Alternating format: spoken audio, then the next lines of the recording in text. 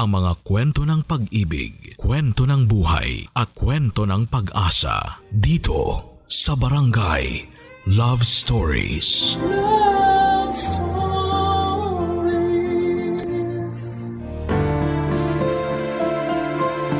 May mga taong dahilan ng pangarap at plano natin sa buhay. Mga taong dadaan sa buhay natin at ipaparamdam na masarap ang mabuhay ng may pangarap. Ikaw kabarangay, may nagparamdam na ba sa'yo kung gaano kasarap sa pakiramdam ang mangarap?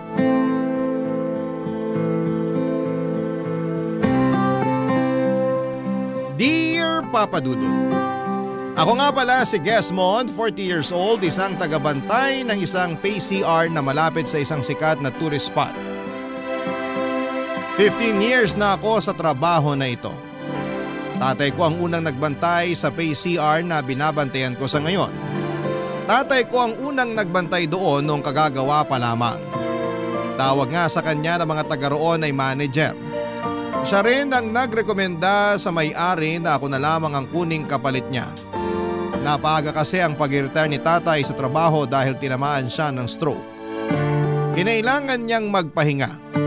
Maayos naman na naging pasahod dito, siguro dahil parang halos magkaibigan sina tatay at ang may-ari noon. Kaya nahiya na bigyan ako ng mababang sahod. Kaya hindi na rin ako lumipat pa ng trabaho dahil kontento naman ako sa pagtrato sa akin doon. At ang sahod syempre. Saka dagdag din na mahina ang loob ko sa pagpapalit ng trabaho. Pakiramdam ko dahil hindi ako nakapagtapos ng pag-aaral ay mare-reject ako. Masaya naman kasi sa trabaho ko lalo't na kaklose ko na ang kapalitan ko sa trabaho na si Mercedes. Mas matanda siya ng 10 taon sa akin. Nalungkot nga ako ng bahagya nang sinabi niyang malapit na siyang mag-resign. Lumaki na raw ang mga bayarin niya lalo't nabuntis ng maaga ang panganay niyang dalaga. Sinubukan ko pa nga siyang pigilan. Takot talaga ako sa pagbabago. Pero sinabi niya na kailangan niyang maging praktikal. Kaya naman sinulit na namin ang mga nalalabing panahon na magkasama kaming dalawa. Masasabi kong bukod sa katrabaho ko si Mercedes ay siya rin ang nagsilbing best friend ko. Hirap din kasi akong makipagkaibigan. Mahiyain ako at hindi ko man lang magawang tignan ang isang tao sa mga mata niya dahil baka may mapo na siyang hindi maganda sa aking itsura. Pero pagdating kay Mercedes, confident ako lagi sa sarili ko dahil komportable ako sa kanya, Papa Dudut.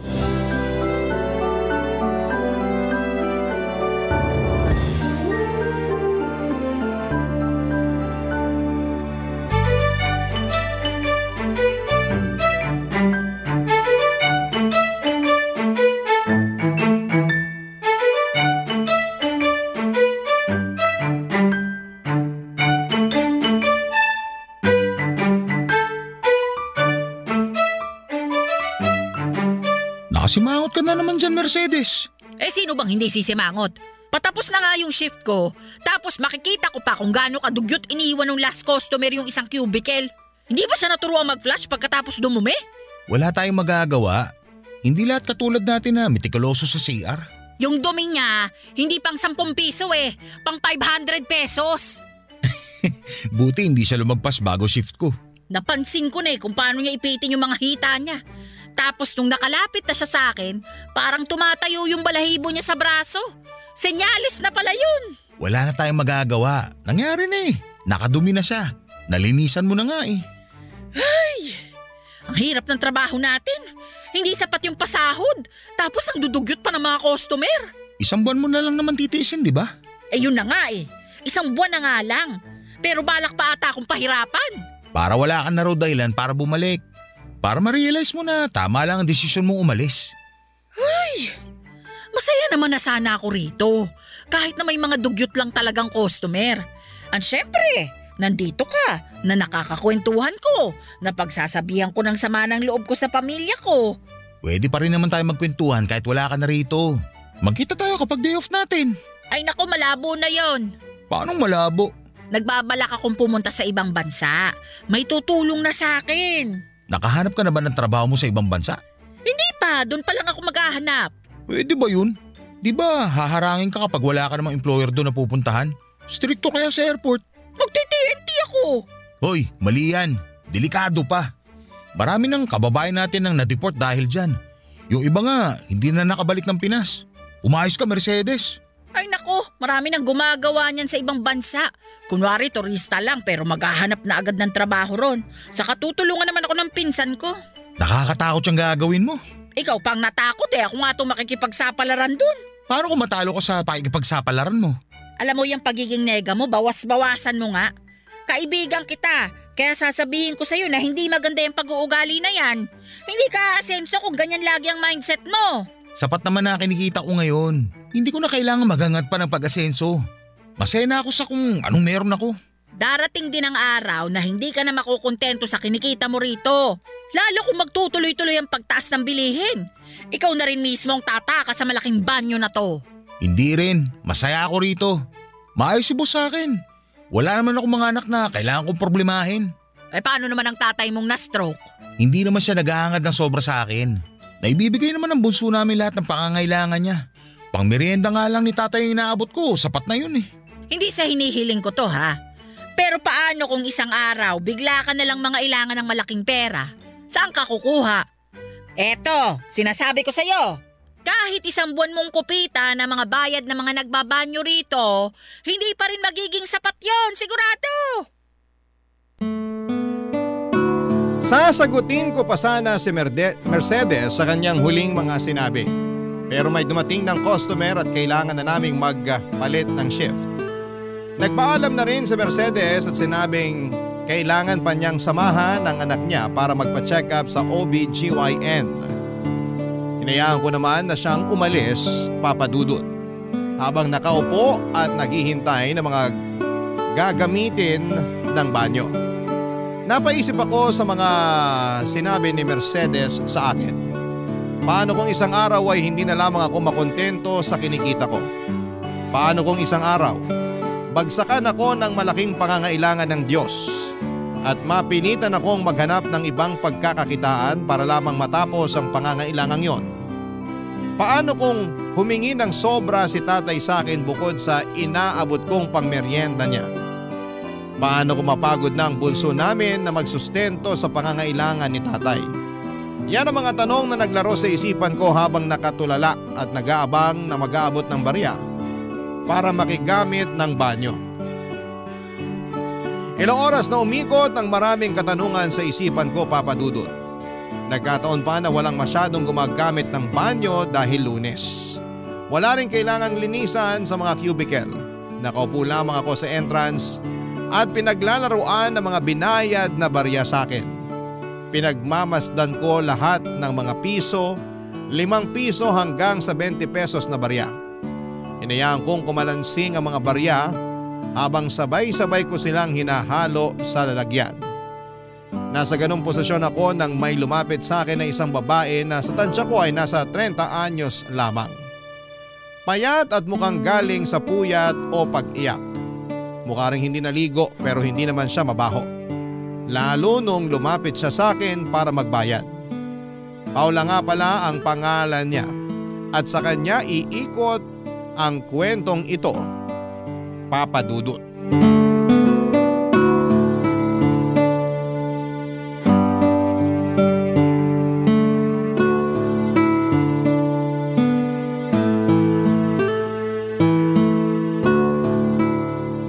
Ihi, dumi o ligo?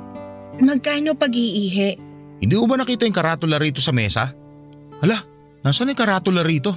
Nakita mo ba? Kararating ko lang. Magkano pag dumi? 10 piso. Andito lang yung kanina bago umalis yung katrabaho ko eh. Baka kinuha niya. Magkano pagligo? 20 para sa isang medium size na timba. Pwedeng dagdagan yung tubig pero may dagdag na 10 piso. Shampoo naman 15 isa. Ang mahal ng shampoo niyo rito? Wala nang mura ngayon. Wala ka na bang ibang i-offer bukod sa ihi, dumi at ligo? Bakit? Gusto mo bang offeran kita ng buy one take one burger? Nagtatanong ako ng maayos. Pasensya na. Naiirita lang ako kasi nawawala yung karatula rito. Mapipilitan na naman ako magsabi ng presyo sa bawat customer na gagamit ang banyo. Pwede ka naman magsulat na lang muna sa papel tapos ipatong sa mesa para makita ng mga customer mo para hindi ka naabalahin. Matalino ka ah. Bakit ba hindi ko naisip yan? Siguro kasi punong-puno ng utak mo ng problema kaya hindi ka makapag-isip ng maayos. Siguro valedictorian ka nung nag-aaral ka pa no? Salutatorian lang. Nilalang mo ang salutatorian samantalang ako. Kailangan ko pang bumili ng floor wax o walis tingting para lang makapasa. Sana nga bumili na lang ako ng floor wax para hindi na napudpud at napagod ang utak ko sa pag-aaral nun. Sana na-enjoy ko pang makipaglaro sa mga kaklase ko. Masaya talaga kami mga floor wax group. Alam namin nun na floor wax lang sapat na.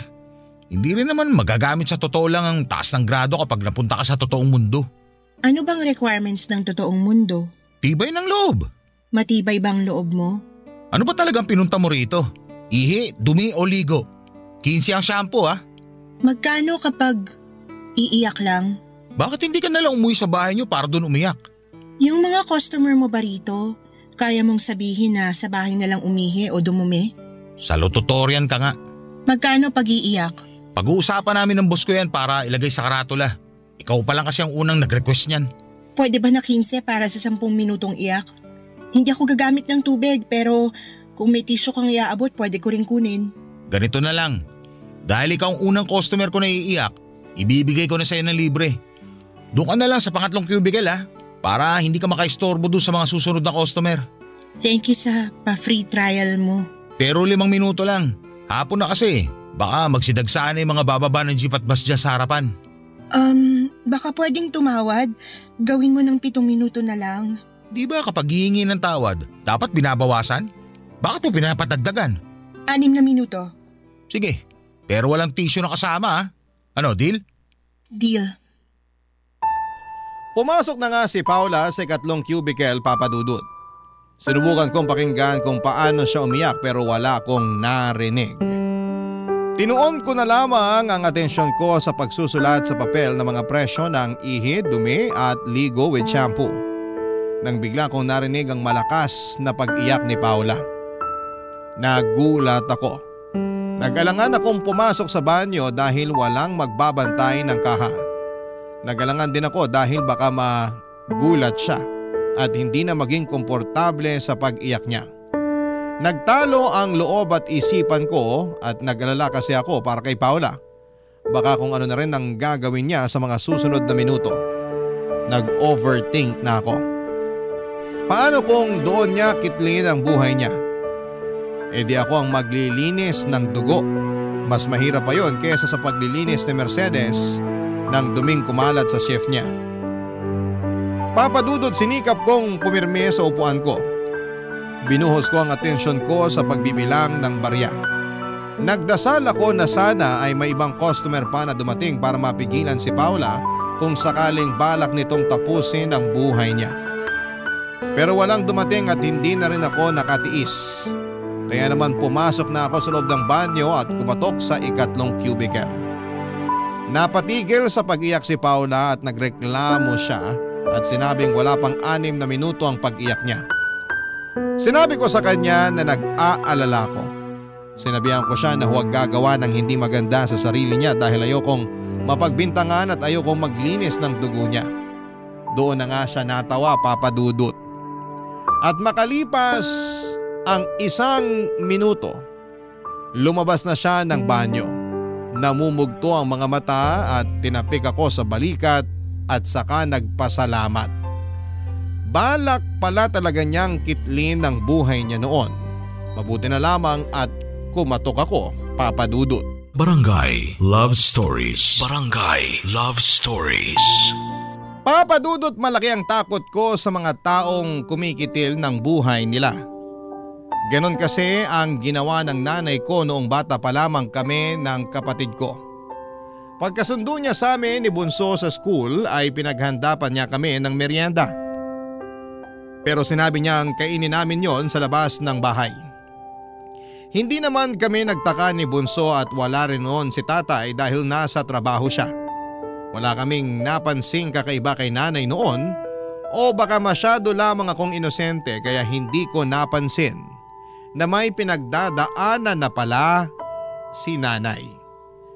Pagkatapos niyang iabot sa amin ang mga merienda naming orange juice at tinapay na may palamang mantikilya, hinatid niya kami sa labas ng bahay at pinaupo sa gilid malayo sa bahay. Niyakap niya kaming pareho, tinitigan sa mga mukha, hinaplos niya ng paulit-ulit ang mga pisngi naming magkapatid. Nginitian ko siya at hindi ko makakalimutan ang sinukli niyang ngiti sa akin. Sinabihan niya kami na huwag papasok hanggat hindi dumarating si tatay. Tumango lamang kami ni Bunso. Pagkatapos noon ay pumasok na siya sa loob ng bahay at sinimulan na naming kaining magkapatid ang merienda namin. Nagtutuksuhan pa kaming dalawa nang bigla naming marinig ang malakas na patugtog ni nanay ng radyo sa kwarto nila ni tatay. Hindi naman namin yon inalintana. Nakafocus kami sa kinakain naming tinapay. Napasayaw pa nga ang bunso namin nang tumugtog ang paborito niyang novelty song sa radyo. Tinawanan ko ang kapatid ko at saka sinabayan siya ng pagsasayaw. Nang matapos namin ang merienda namin ay nakaramdam ako ng pagkulo ng sikmura. Gusto ko nang pumasok ng bahay para gumamit ng banyo. Pinigilan ako ni Bunso at pinaalala ang bilin ni nanay. Masunurin pa naman si Bunso kaya nakisunod na rin ako. Makalipas ang ilang sandali ay dumating na si tatay ay may dalang isang pink na cotton candy para paghatian naming magkakapatid. Inaya na kami ni tatay na pumasok ng bahay at doon namin nakita si nanay na nakabitin sa kisame ng kwarto.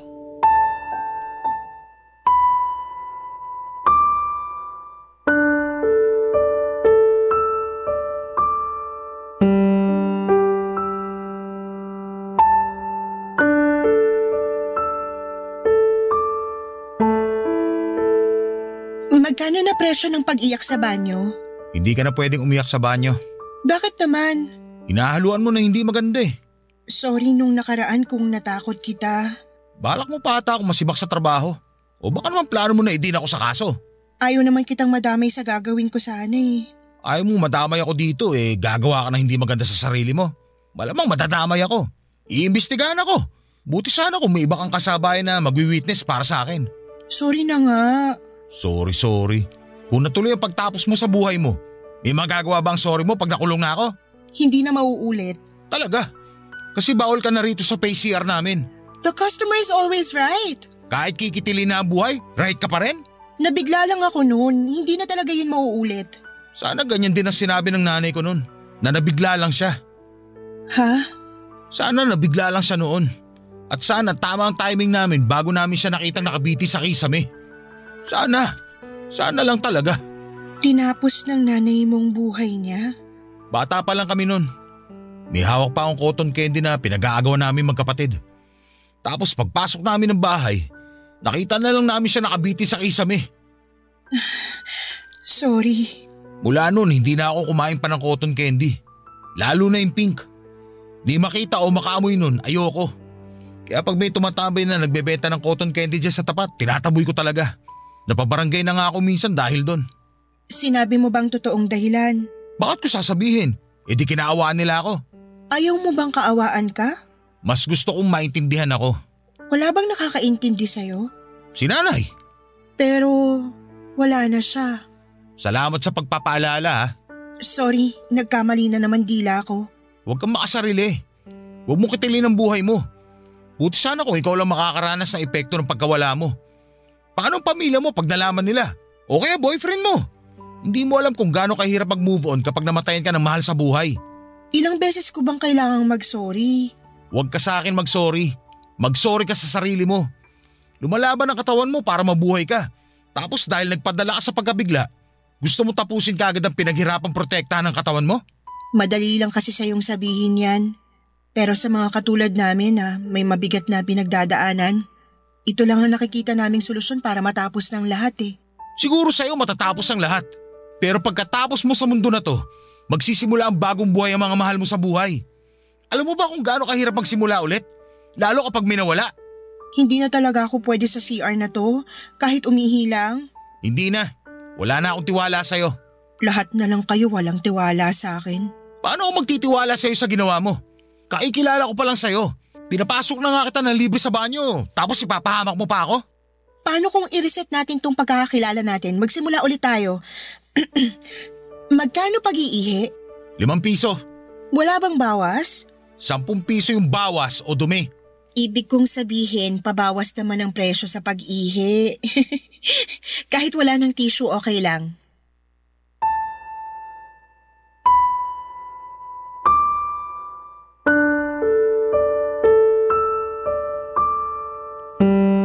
Nginitian ako ni Paula, isang ngiti na parang humihingi ng tawad. Isang ngiti na biglang nagpaalala sa akin kay nanay. Hindi ko alam ang mararamdaman ko noon, Papa Dudut. Masaya ba dahil matamis ang ngiti niya o malungkot dahil pinaalala niya si nanay? Hindi ko naman sinabi kay Paula ang naging laman ng isipan ko at pinapasok ko na siya sa banyo nang maiabot na nito ang 5 piso. Inabotan ko siya ng tissue at sinabing libre ko na yon. Muli niya akong initian at saka pumasok sa cubicle na napili niya.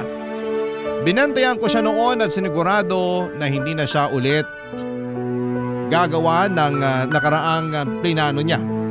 Nakampante lamang ako nang marinig ko na siyang mag-flush. Pagkalabas niya ng banyo ay nakahingi siya ng alkohol para sa kamay niya. Akala ko'y aalis na siya pero naghanap siya ng pwedeng maupuan para tumabi sa akin.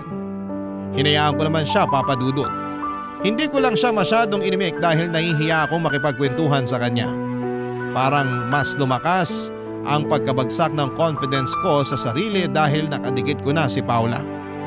Maganda po si Paula, hindi marahil kasing ganda ng mga artista o turista na nakikita ko sa paligid pero may sarili siyang ganda. Ganda na nagpapaalala sa akin kay nanay. Simple lang at punong-puno ng ngiti ang labi. Hindi mo aakalain na nababalot pala ang ngiting yon ng problema na nagawa nilang solohin. Mabuti na lamang at napigilan ko si Paula na kitlin ang buhay niya. Kahit papano ay parang gumaan ang loob ko dahil buong buhay ko wala akong ibang sinisi kundi ang sarili ko dahil sa pagkamatay ng nanay ko. Kahit wala namang nagpaparamdam noon sa akin, pero pinipilit kong ramdamin yon. Pakiramdam ko ay deserve ko ang paninisi dahil wala akong nagawa para pigilan si nanay na sumabit sa kisame, Papa Dudut.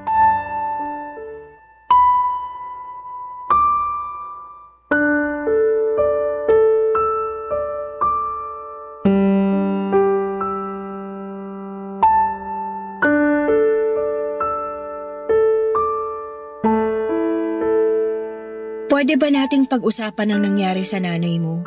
Hindi pwede. O pwedeng pag-usapan natin kung kumusta siya bilang isang ina? Bakit ba interesado akong malaman ng tungkol kay nanay? Mukha kasing naapektuhan ka niya nung naging maramot siya at iniwan kaming pamilya niya? Hindi naman siguro pagiging maramot ang ginawa niya. Ano palang tawag doon? Mapagbigay. Mapagbigay ng problema. Hindi na lang siguro nakayanan ng nanay mong pinagdadaanan niya. Bakit kasi hindi siya nagsabi? 3 kaming kasama niya sa bahay. Lagi sila nag-uusap ni tatay. Lagi niya kami sinusundong magkapatid sa eskwela. Bakit hindi siya nagsabi? Kasi may mga taong mahina. Kaya pati pagsasabi sa iba ng pinagdadaanan nila, di nila magawa. Pakiramdam nila nakakastorbo lang sila o baka husgahan lang sila. Yan din bang naiisip mo nung pinlano mong tapusin ang buhay mo dito sa banyo namin? Oo, kaya naiintindihan ko nanay mo. Sana wag ka nang magalit sa kanya. Ikaw nga na bago ko palang nakilala galit na ako sa'yo sa ginawa mo. Paano na lang si nanay na mas matagal ko nakasama? Sa isang iglap, iniwan niya kami nang hindi kami handa. Bakit mo ko pipigilan magalit sa kanya? Tulad nga ng madalas sabihin ng mga tao, kahit ano man ang mangyari, nanay mo pa rin siya. Kahit na, ang sakit ang ginawa niya. Ngayon ba may hinala na kayo kung bakit niya ginawa yon? Alam ni tatay pero hindi niya sinabi sa amin ni Bunso. Siguro, pinoprotektahan niya lang kayong magkapatid. O baka si nanay pinoprotektahan niya. Masama ba yun? Yung protektahan ng tatay niyo yung nanay ng mga anak niya?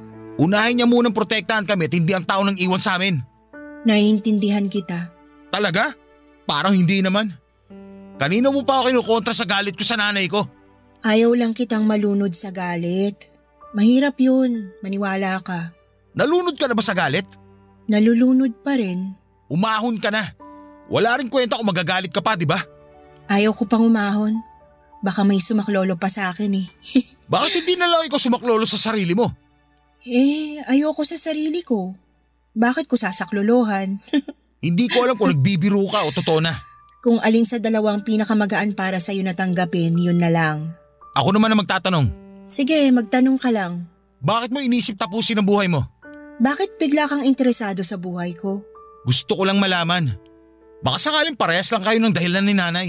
Kung parehas kami ng dahilan, mauunawaan at mapapatawad mo ba siya? Subukan natin. Susubukan ko.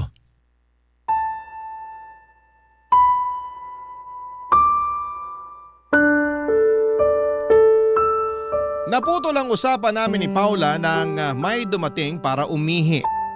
Hindi muna kami nakapag-usap at naghintay kaming makarinig ng flush at agos ng tubig mula sa lababo. Nang pareho na naming marinig yon ay saka lumabas ang customer. Nakigamit ng alkohol at saka nagpasalamat sa amin. Hinintay namin siyang makalayo at nag-abang pa kung merong customer na susunod. Nang makita naming wala ay nagsimula nang magkwento si Paula. Nalaman ko na binenta siya ng kanyang tatay sa katrabaho nito. Binenta para maging asawa. Mas matanda pa sa tatay ni Paula ang pinagbentahan sa kanya. Ayaw mang makisama ni Paula sa katrabaho ng tatay niya pero pinili pa rin niyang sumama. Gusto lang niyang makalayo sa ama niyang sugarol. Hindi na bago kay Paula ang pagbebenta ng kanyang ama ng mga gamit nila tuwing natatalo ito sa sugal kaya hindi na siya nagulat nang siya naman ang ibenta ng kanyang ama. Siguro para sa mata niya, isa lamang siyang gamit. Walang halaga. Kaya bakit pa magtatagal doon si Paula? Akala niyang nakatakas na siya sa masaklap na pangyayari sa kanyang buhay nang mawala na siya sa poder ng kanyang ama. Pero impyerno rin pala ang inabot niya sa panagbentahan sa kanya ng kanyang ama. Lagi siyang sinasaktan at persahan pa siyang pinaligation para malaya niyang magamit ang katawan ni Paula anumang oras nito gusto. Ayaw daw niyang maging ama, sakto namang ayaw ding maging ina ni Paula. Pero paminsan-minsan daw ay naiisip ni Paula kung ano ang pakiramdam na maging isang ina. Baka kasi yun din ang makapaghilom sa kanya. Baka kasi yun din ang makapagtakas sa kanya sa kinakasadlakan niya. Baka maraming baka, pero hanggang doon lang yon. Dahil alam niyang hindi na siya pwedeng magdalang tao. Dahil pinutol na yon ang katrabaho ng kanyang tatay, Papa Dudut. Barangay Love Stories. Barangay Love Stories. Papa Dudut, napadalas na ang punta ni Paula sa pay-CR namin. Nakilala na rin siya ni Mercedes.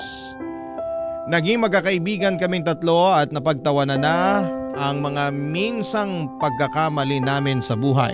Tulad na lamang ng pagkitil ni Paula sa buhay niya para hindi na bumigat ang usapan namin.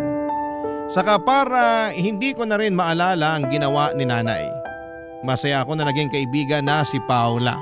Dahil nga sa nalalapit na ang pag-alis ni Mercedes, hindi na ako masyadong nalungkot dahil may pumalit na sa pwesto ni Mercedes sa buhay ko.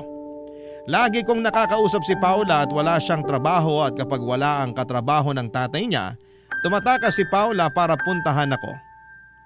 Nagtatagal siya hanggang bago sumapit ang alas 7 ng gabi. Lagi siyang may dalang pagkain para pagsaluhan namin. Nung una ay ayaw niyang kumain doon sa may pay-CR dahil nai-imagine niya ang mga dumi ng mga tao. Pero nasanay na rin siya. Nagkakilala na rin kami ng husto at bukod kay Mercedes, kay Paula lamang ako naging close. Wala kasi akong masyadong naging kaibigan mula nung namatay si nanay. Natakot akong magtiwala sa mga tao kaya siguro ay pati sarili ko ay nawala na ng tiwala Kaya ang bilis kong makontento sa trabaho ko. Dahil feeling ko ay yun lang naman ang deserve ko. Ganon Papa Dudut kababa ang tingin ko sa sarili ko. Lagi yung nakukwento ko kay Paula. Lagi lang din siyang nakikinig. Hindi siya madalas magbigay ng advice, gusto niyang makinig lang sa akin. Dahil ayon sa kanya, minsan ay kailangan lang ng tao nang may makikinig sa kanila. At yon ang ginawa niya sa akin. Hindi ko naisip kailanman na totoo yon, pero noong pinaranas sa akin ni Paula, ang sarap pala sa pakiramdam na may makikinig sa iyo kahit na walang ibigay na payo, Papa Dudut.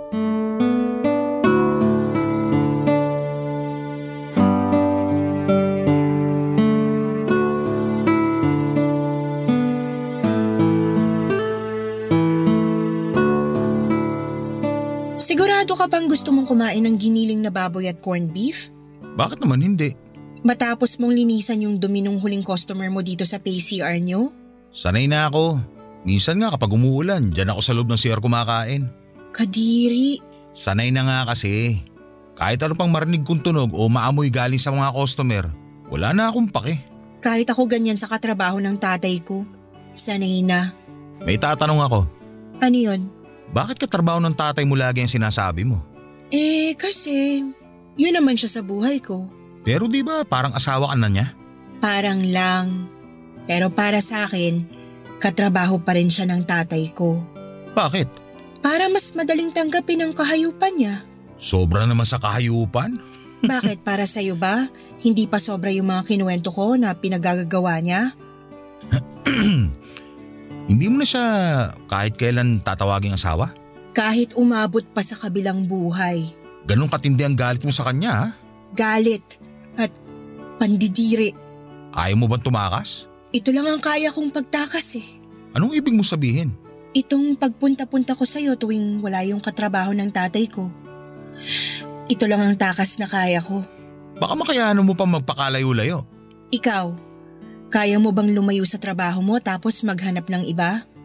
Hindi. Hindi rin ang sagot ko. Pero hindi naman ako pinapahirapan ng trabaho ko. Pinapahirapan kang mangarap ng trabaho mo. Mas masakit yun. Yung makontento ka na lang dahil yan na lang ang meron o dahil yan na lang ang feeling mong deserve mo. Aray hindi ka na nagbabayad sa pag-ihi mo rito. Mananakit ka pa ng ganyan. Napasobra ba? Sorry. Epekto siguro ng mga asukal na kinain ko kanina. Ang hyper tuloy ng dila ko. Pero bilang kaibigan mo, kung kaya mo nang tumakas, susuportahan kita. Ipagdadasal ko na makasakay ka na sa bus at makatakas ka na. Mukhang malabo. Tanggap ko naman ang ganito ang buhay ko.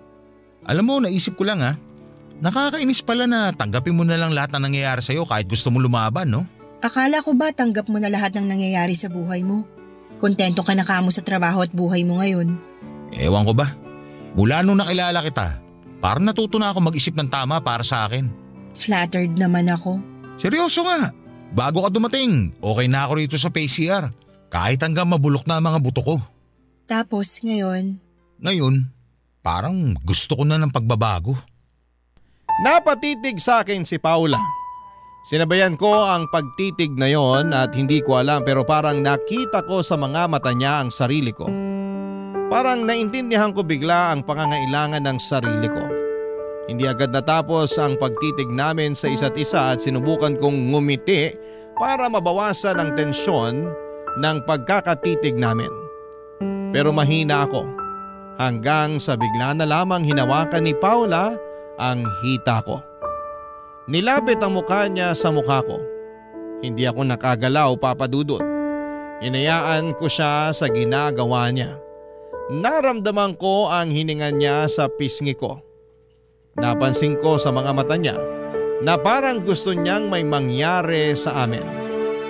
Napaisip ako. Nakita rin kaya niya na gusto kong may mangyari sa amin? Agad ko namang nakuha ang sagot sa tanong ko at nahuli ko na lamang si Paula na idinikit ang labi sa akin. Sumabay ako. Doon na kami nagsimulang maghalikang dalawa, Papa Dudut. Hindi namin alintana ang paligid, mabuti na lamang at walang taong masyado dahil Lunes at kalagitnaan pa ng araw. Kaya malaya naming nagawa ang gusto namin. Nagmadali kaming pumasok sa loob ng cubicle. Sa pangatlong cubicle kung saan ay plinano ni Paula na kitlin ang buhay niya. Doon namin tinuloy ang sinimulan namin sa labas. Mabilis kaming nakapaghubad at doon ay may nangyari sa aming dalawa. Ewan ko ba. Pero para sa akin ay yun ang pinakamagandang nangyari sa buhay ko pagkatapos mamatay ng nanay ko. Pagkatapos ay nagmadali na kaming lumabas ng cubicle. Nagbalik na kami sa dating pwesto at mabuti na lamang at wala pa rin customer o tao sa paligid. Walang nakahuli sa amin. Sinekreto namin ang pangyayaring yon. Walang pwedeng makaalam. Kahit si Mercedes, mas lalo na ang katrabaho ng tatay ni Paula.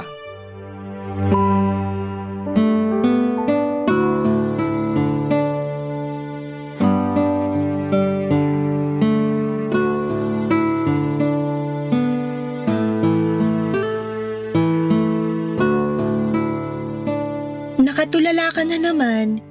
Ini-imagine mo na naman ang katawan ko, no? Na nakahubad? Hindi ko na kailangan mag-imagine. Nakaukit na sa isipan ko kung ano itsura ng katawan mo. Maganda ba? Walang kasing ganda. Bolero? Pero alam mo ba kung anong lagi ko nai-imagine? Ano? Yung buhay na kasama ka. Ganon? Bakit naman yan ang naiisip mo? Ayaw mong bumalik sa pag-imagine sa katawan ko? Makinis to. Pero biro, ikaw ba, hindi mo naiisip ang buhay mo kasama ako? Ano bang naiisip mo na magiging buhay natin? Ilalabas ko na ang ipon ko. Lalayo tayo rito sa Maynila para hindi ka na mahanap ng katrabaho ng tatay mo. Sasakay tayo ng bus patungo sa pinakamalayang probinsya sa Luzon. Marami akong baong pagkain para hindi ko malamang sikmura mo kapag mahaba ang biyahe. Tapos, maghahanap tayo ng matitirhan. Maghahanap din ako ng trabaho. ako rin ba? Maghahanap din ba ako ng trabaho? Kung saan ka komportable. Ayos lang sa akin kahit ano. Basta ako, magtatrabaho ko para mabili ko lahat ng gusto mo. Anong klaseng trabaho ang gusto mo? Yung malayo na sa trabaho ko ngayon. Mangangarap ako ng mataas na sahod. Para siguradong mabubuhay kita. Ayoko naman na magsisi ka na sumama ka sa akin. Hindi kita kayang bigyan ng anak. Wala namang problema. Pwede tayo mag-ampun ng aso at gawin nating anak. Uso naman yun ngayon. Pero kung gusto mo ng pusa o goldfish, ayos lang din. Ikaw masusunod. Kahit anong pwede nating maging anak, mamahalin ko. Ang dami mo na palang plano. Nakakatawa nga eh. Bakit nakakatawa? Kasi dati wala naman ako ibang plano sa buhay. Basta gumising lang araw-araw tapos pumasok sa trabaho. Magbigay ng merienda sa tatay ko. Kumustahin ang bunso namin at saka matulog. Yun lang lagi. Ako bang dahilan ng mga bagong plano mo? Ikaw ang inspirasyon ng pagbabago ko. Masaya ka ba? Kung alam mo lang kung gaano ako kasaya. Pwede ba tayo mang ibang bansa? Parang mas magandang magiging buhay natin pag nang ibang bansa tayo. Alam mo, yan ang nakalista sa plan B ko. Ang dami mo na pala talagang plano. Sige nga, ano naman ang plan B mo? Yun nga, mangibang bansa. Kung pwede sana sa bansa kung saan si Mercedes para may kasama na tayo. Kung ayaw mo dun, pwede naman kahit saang bansa basta kung saan ka magiging masaya. Gusto ko sana sa Canada o kahit saang bansa na may snow. Pag-iipunan ko yan. Huwag ka mag-alala. Makakaranas ka ng snow. Jasmond, Ano yun? salamat sa mga plano mo ha. Ikaw lang yung taong naging sigurado sa akin. Salamat. At sana maging sigurado ka na rin sa sarili at sa mga gusto mo. Pag umabot ka na doon, pangako, buo ang suporta ko. May pa-free trial ka pa rin ba ng iyak sa pangatlong cubicle? Naiiyak na naman ako eh. Para sa'yo, libre na yan palagi. May libre pang tissue. Maraming kinuhang tissue si Paula. Pagkatapos noon ay pumasok siya sa cubicle. Natagalan siya pero hindi naman ako nangamba. Alam ko namang hindi na niya uulitin ang unang ginawa niya doon. Ganon na nabuo ang tiwala ko sa kanya. Maya-maya pa'y narinig ko na ang pag-flash niya ng CR. Pagkalabas niya at sinutil ko pa siya at sinabing kailangan niyang magbayad dahil nag-flash siya ng kubeta. Natawa na lamang siya at hinalikan ang pisngi ko. Hinalikan ko siya sa labi at tinitigan niya ako at parang muli kong nakita si nanay nung huling beses ko siyang nakitang buhay. Inaplos niya ng paulit-ulit ang pisngi ko. Nilaro ang buhok ko. Tumitig sa akin at saka inalalayan ako ng matamis na pagkakangiti. Parang si nanay siya. Hindi ko pinahalata kay Paula na nakaramdam ako ng lungkot. Nagbukas ako ng topic para mawala sa isipan ko ang imahe ng nanay ko. Nagtagal pa ng 1 oras si Paula kasama ko bago siya nagpaalam para umuwi na. Bago siya umalis, inabot niya sa akin ang tissue na ibinigay ko sa kanya noong pumasok siya sa banyo. Nakatupi yon. Sinabi niya sa akin na basahin ko yon pag nakauwi na ako ng bahay. Pinag-promise niya ako at sinunod ko. Nagmadali akong umuwi ng bahay after ng shift ko para lamang mabasa ko ang sinulat ni Paula sa tissue. At nang mabasa ko na yon, humiling ako sa langit ng rewind. Ibalik ako noong oras na magkasama kaming dalawa. Noong araw na yon, para binasa ko na kaagad ang laman ng tissue bago umalis si Paula. Isa kasi yung sulat ng pamamaalam. Pamamaalam na walang kinalaman sa pagkitil ng buhay. Pamamaalam lang sa aming dalawa. Sinabi niyang nalulunod siya sa mga plano ko para sa aming dalawa. Hindi raw siya sanay lumangoy sa magagandang plano at pangarap kaya naman nalulunod siya. Ayaw niyang umahon dahil ayaw niyang magpasaklolo sa akin. Hindi raw siya ang tamang babae para sa mga pangarap at plano ko sa buhay. Ire-reserba ko na lang daw yon sa iba. Sa iba na mas karapat dapat at katulad kong may pangarap. Hindi kagaya niya. Wala siyang plano.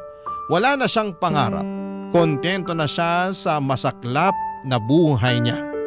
Nagalit ako, Papa Dudut, sa ikalawang pagkakataon at para akong inabandona at namatayan. Una, ang nanay ko. Sumunod naman ay si Paula.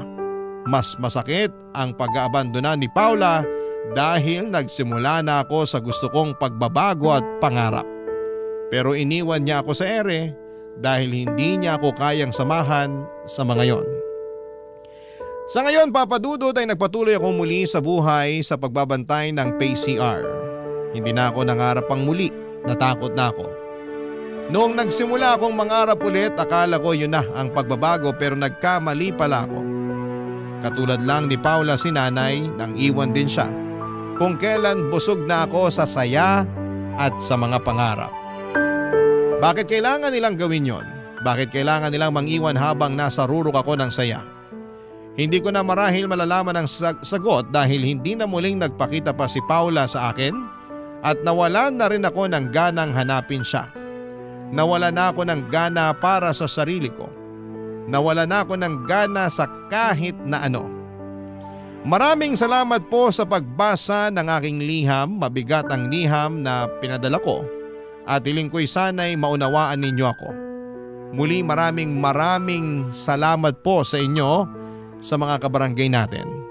Ang inyong kapuso at kabarangay forever, Desmond. Nagustuhan ng iyong napakinggan? Ituloy yan via live stream sa www.gmanetwork.com/radio. Barangay LS In Mega Manila, 97.1. Forever.